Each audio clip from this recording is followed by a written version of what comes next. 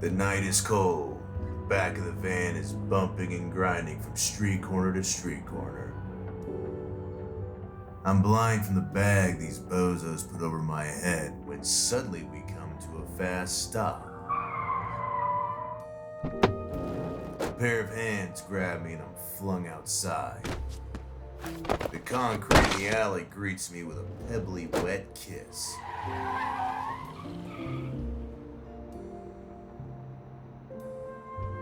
The taste of blood and scummy water in my mouth. The smell of steam from the sewer vents. I could tell they dropped me off not too far from home.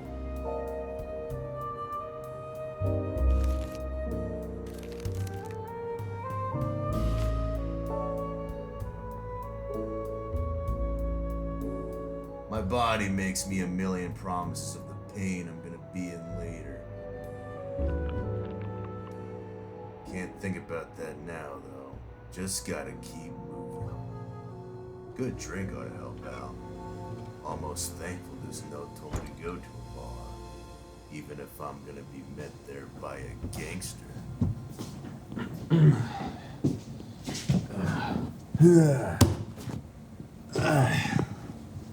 Just closing up here, buddy. You have to come back to. Jesus, Max. Hey, Carl. Nice night, ain't it? Looks like you've been hit by a freight train. Actually, it was a couple Italians. Either case, I'll take a double of Glenmorangie and keep the bottle out.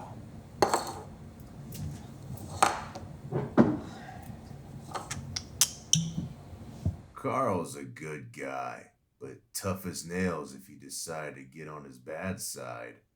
I remember one time some guy came in and tried to rob the register. Guy didn't even have a real gun. Didn't matter.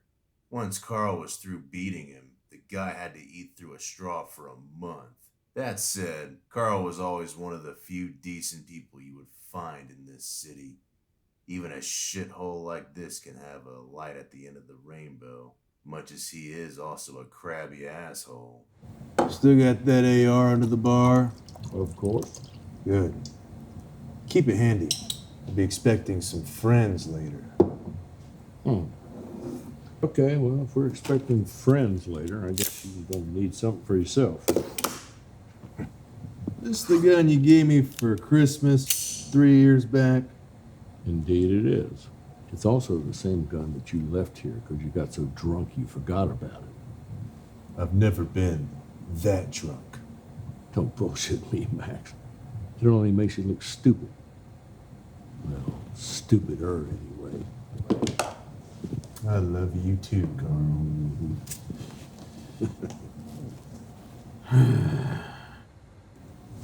Don't do that in here. It's a stupid ass habit. I think I have worse things to worry about at the moment, other than lung cancer. Well, since you said we got friends visiting, what exactly happened, Max? It's a long story. With work in the private game for a few years now, it was a day like any other.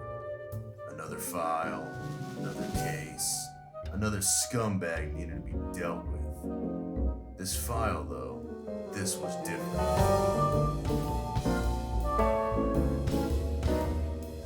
Anton Xandred. This guy was some piece of work. By the time this guy hit his 20s, he was already one of the most feared men in the state.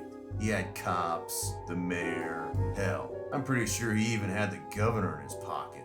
The client, whoever they are, I never saw them. Met them through a third party. They gave me this case, were very clear on what they wanted.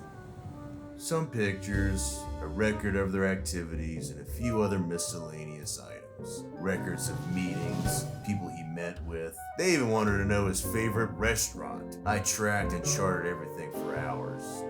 But like the dumbass I am, something had to go wrong somewhere. Looks like we have a little tail. Don't look. Let's finish up with this shit and until you circle back,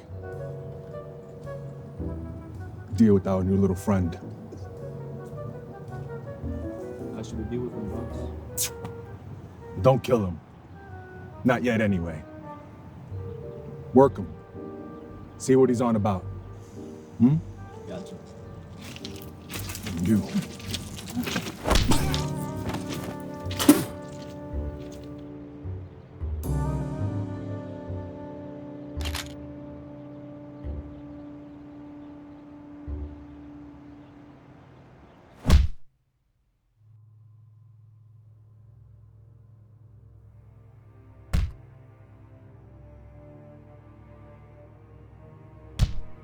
They do the usual bullshit.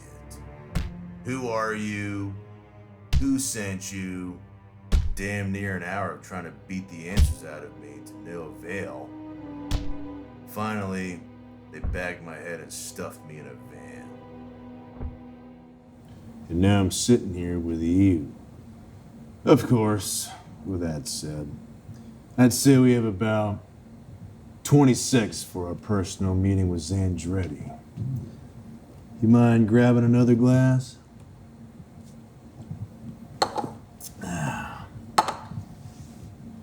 You don't happen to have duct tape under that bar, do you? You might need that. You know, it's pretty surprising what all you got under that bar, Carl. You know what? Something needs a quick fix. Of course, I'm gonna have some duct tape. Anyway, if you don't mind, I'll be taking a table. I'd keep that trigger finger ready. Well, how will I know when? I play it by ear.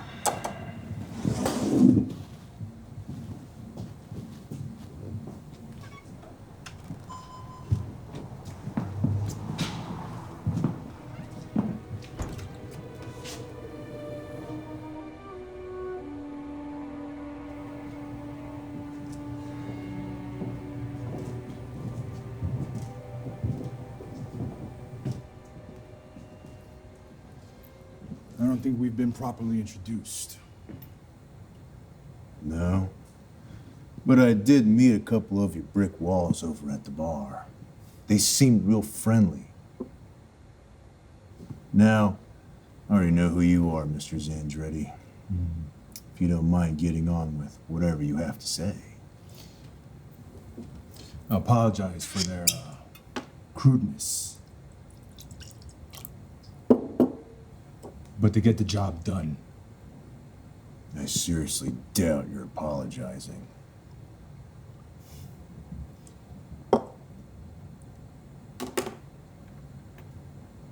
I like you. You're funny. Only when it suits me to be. You remind me of Bogart. That whole gruff, tough detective thing you got going on. It's not an act. Unlike Bogart, I'm not looking for a falcon statue. So what are you looking for? Because I want to know who you are, who hired you, and why you're taking pictures of me. Well, if you must know, my name is Max Jacobs. I'm a private investigator, and one thing you should know about me is I don't give up my clients. Threats of death I receive on the daily by lousy ex-husbands, coke dealers, priests, and the occasional bystander. Hell, depending on what happens tonight, we may add someone's disgruntled mother onto the list. Now, my client, though I can certainly theorize they may have a grudge against you, has kept their identity from me entirely. So, even if I was willing to say who it was, I truthfully don't fucking know. I was told to track your day. Taking photos helped the credibility. Well, there's at least truth in your tone. One question stands, Mr. Jacobs. Where exactly do you see this conversation ending? I can see it going one of three ways. Either A, you kill me and call it a night, still not knowing who the fuck is after you and tainting a pretty good scotch with a lot of blood. B, I kill you with my 1911 I have pointed at your balls under the table, while Carl takes his gun and kills the other two, again, tainting a perfectly good scotch with a lot of blood.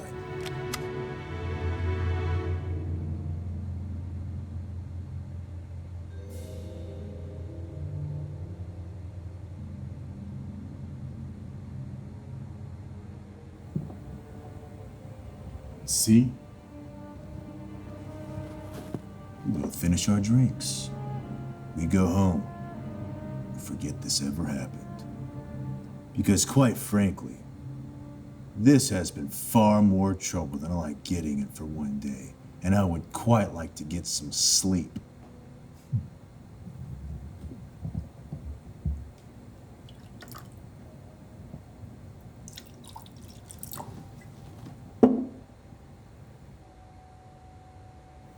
Salud, Mr. Jacobs. Saludi.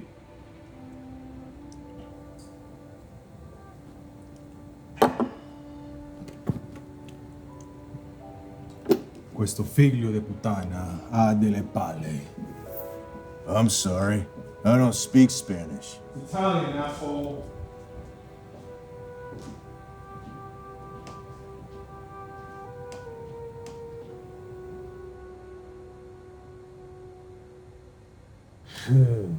How'd you know he'd accept? I didn't. I played a hunch. Thankfully, it played out better than it did in my head. You know, now I have to go change my fucking pants.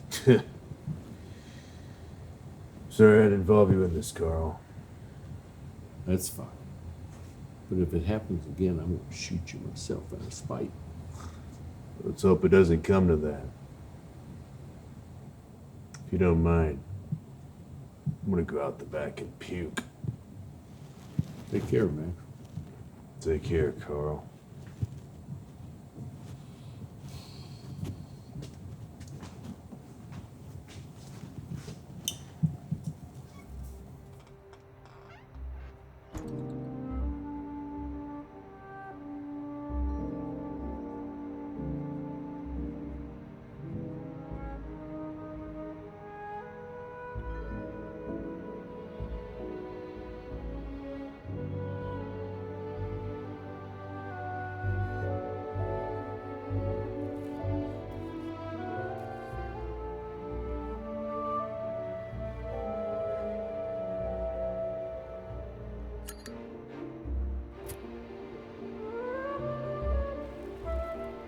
The night is cold. The city sleeps, being none the wiser of what happened in this pub. Another case, another file, another pain in my ass. Sure hope whoever paid me for this job has deep pockets. Next time I'm asking for triple.